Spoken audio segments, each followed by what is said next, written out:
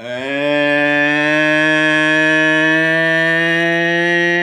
welcome back to Coaching with the Bible. Recorded a little later than I like to on a Friday afternoon. This is one of the things I do have to get better at. And it's one of the things that I simply have accepted about how this has gone week over week for the last 2.5 years. Is that I a little bit wait for the last minute on this. Let the ideas percolate perhaps for too long.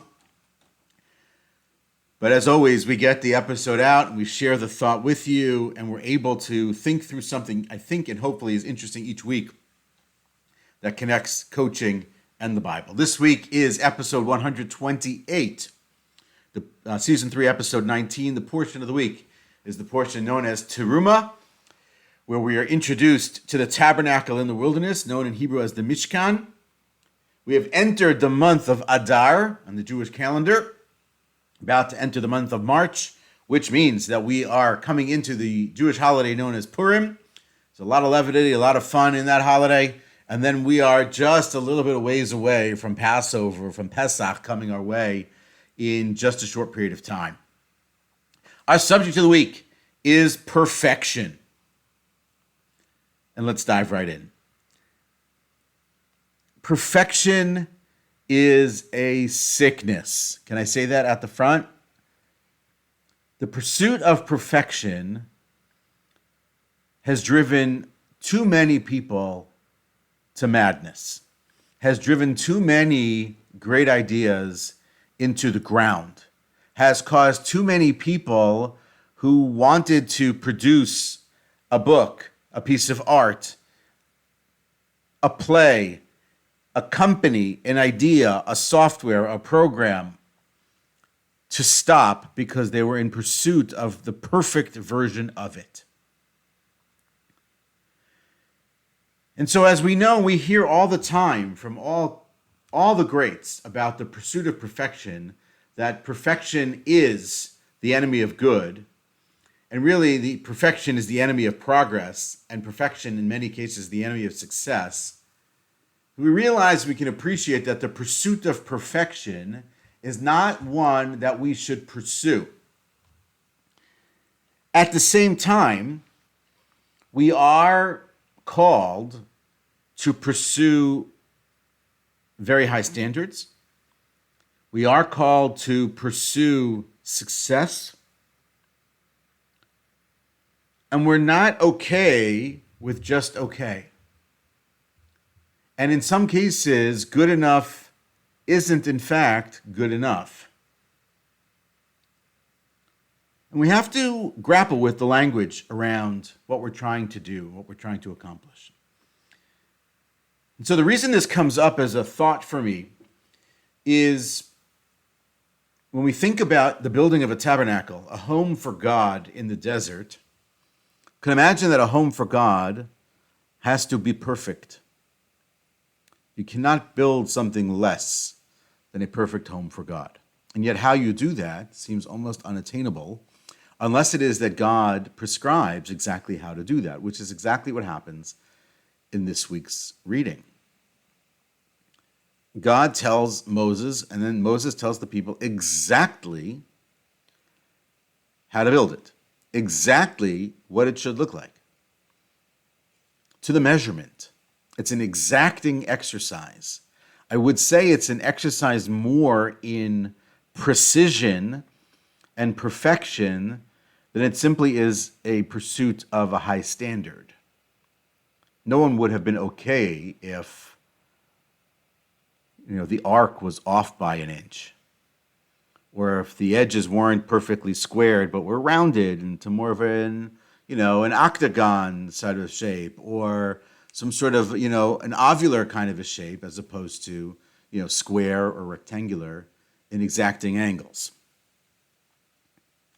And so it's hard when the Bible expects and requires that not just level of excellence, but a level of perfection for the home of God. What does that mean for us with respect to ourselves? The Bible, in fact, does tell us that God promised that if you build it, that God would come, right? that the Bible says that if you build for me a home, a mikdash is the term in Hebrew, if you build for me a holy place, then I will dwell in it. But the truth is, the Bible says, I will dwell in them. The inclination being, or the interpretation being, that in the pursuit of building that space, that home for God, that then God would rest upon the people. Now, how does that work? God resting upon people who are, can we say, less than perfect? It's hard to wrap our minds around. But if we want to sort of leave that realm and move into simply just in terms of Jewish law, as an example, again, we'll get to the other side of this in just a moment. So Jewish law is very exacting as well. There are standards. There are timelines. A moment before the Sabbath begins is not the Sabbath. A moment later, it is the Sabbath. An action that was permissible 3 seconds ago is now prohibited. There is a line. It's an exacting line. It's precise. We talk about foods, the mixture of foods that we can or cannot eat.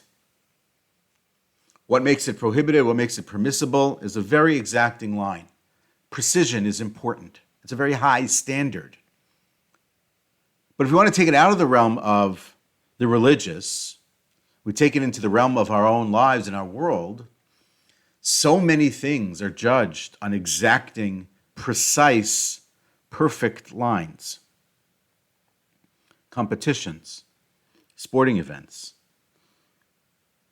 people's legacies are judged on the smallest of lines, an exacting measurement.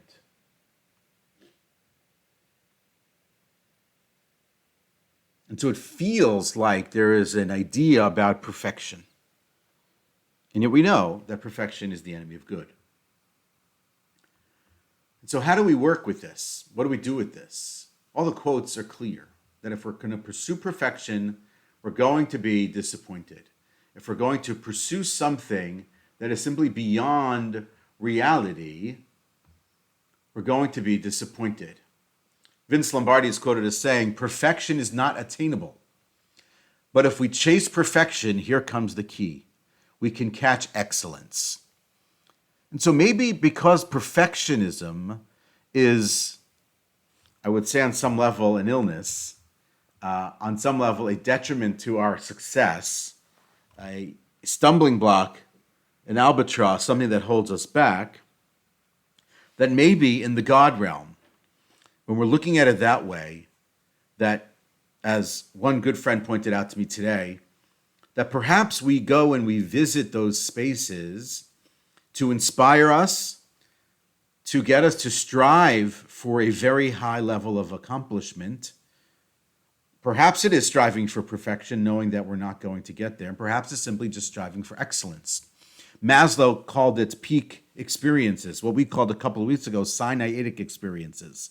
These very high, almost out-of-body, incredible moments that we have, which shed light on the highest, most glorious, most powerful experiences. And then we take those back and we sort of strive to get back to them on some level, perhaps all well knowing that we're never going to get exactly there. So perfection then becomes some sort of, like we talked about a couple of weeks ago, a North Star of sorts.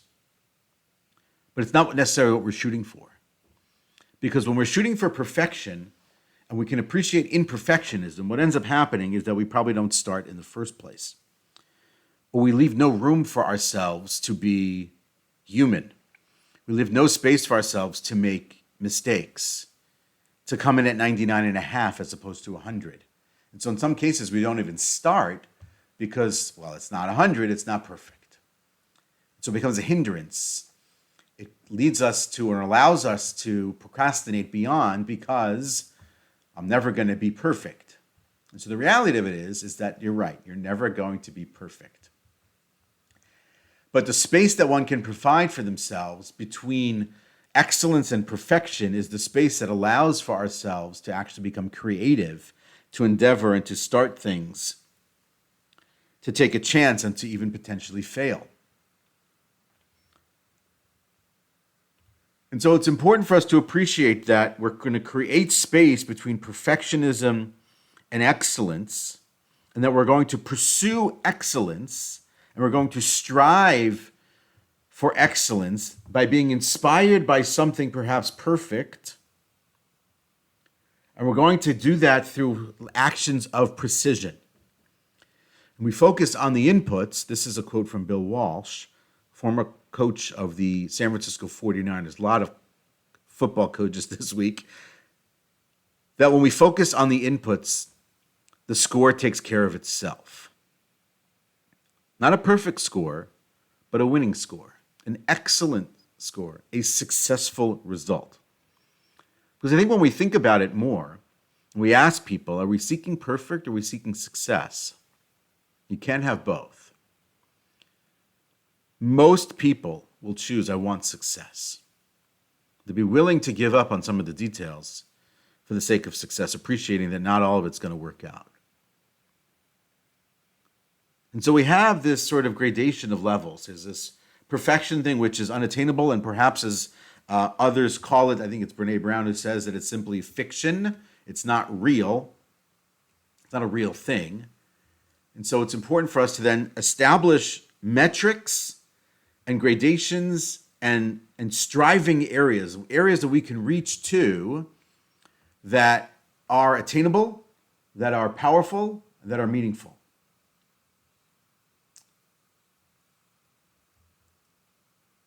When we take it a little bit further, well, we do have to be careful about the following. When is it the pursuit of excellence, and when is it good enough? I said at the beginning, sometimes good enough isn't good enough. What I mean by that is that in certain contexts in which we live, and we'll say something about a project or something that we did, something that we attempted, and we say, okay, it's good enough. And other things we would never say they're good enough. My children, they're good enough. Like, no parent would say that. No parent should say that. I am not saying that. And so we have to establish perhaps a third level of gradation. I saw this in an article earlier yesterday, that the third gradation between perfection and excellence down is good enough. Where does good enough fit in? In the case of the tabernacle in the desert, good enough wouldn't have been enough. Good enough wouldn't have been good enough for the house of the Lord. In many things that we pursue in life, good enough wouldn't be enough either. If we got to the end and said life was good enough, I don't think that we'd be okay with that. So good enough as a standard, perhaps, is an opening standard. It's where we start. Is the version of that book good enough to be reviewed by the editor? Is that play that we just ran good enough to be part of the playbook that we can now work on it, iterate, and make it better? Was my first attempt at something good enough that allows me to get the second attempt? To give you an example from life, so let's say you go on an interview for a job, and you know that the process for getting the position is multiple rounds. So your first interview, you want to wow them, but more than anything, you need an interview that's good enough to get you to the second round. If you're in a competition, a score that's good enough that gets you into the next round.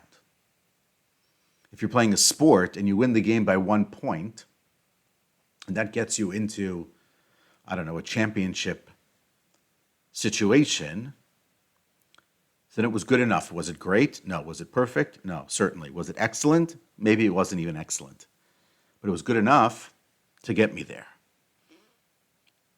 And so the establishment of these three levels of perfection, which is unattainable and unreachable and perhaps imaginable, not even imaginable, excellence as perhaps the level which we can strive to, we can aspire to, we can set measures for, we can set high standards for, and shoot for.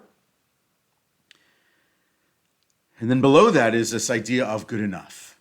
But good enough perhaps is not what we're shooting for. It's not inspiring necessarily. It gets us in the room and it gives us the opportunity to continue and to move forward. And so when we're thinking about ourselves, and we're thinking about how we live, we want to think about the distinctions between these languages and provide for ourselves the spaces where it is okay, quote unquote, for us simply to pursue excellence and not to go for this idea of perfection. To quote from a book written by a social worker by the name of Sharon Martin, the book is called The CBT Workbook for Perfectionism. She writes, "People often confuse perfection with excellence. Excellence is a healthy striving to be outstanding or above average. It promotes personal growth and improvement. But perfectionists don't just expect excellence. They have such painfully high standards that anything short of perfect is intolerable. Unlike excellence, perfection is a narrow, intolerant expectation that we will never make mistakes or have any imperfections. Excellence, on the other hand, allows for imperfections and mistakes. It's more forgiving than perfectionism. When we expect perfection," she writes, "we'll inevitably be disappointed. Everyone makes mistakes no matter how smart they are or how hard they work. Instead, we should strive for excellence. Excellence is striving high, but offering yourself grace for mistakes made and things you don't yet know." Now, how you pursue excellence, the level of precision, the tactical pursuit, the depth by which you establish your strategy and your thinking and your focus is methodology. But excellence is ultimately what we're shooting for. Again, informed by something perhaps unattainable, something beyond humanity. Again, the house of the Lord kind of an idea. Peak experiences, that Sinaitic idea, brought down then perhaps into our world by us pursuing what actually is going to be us in our success. And just to finish with a quote, as always, this is a quote from Aristotle. "Excellence is never an accident.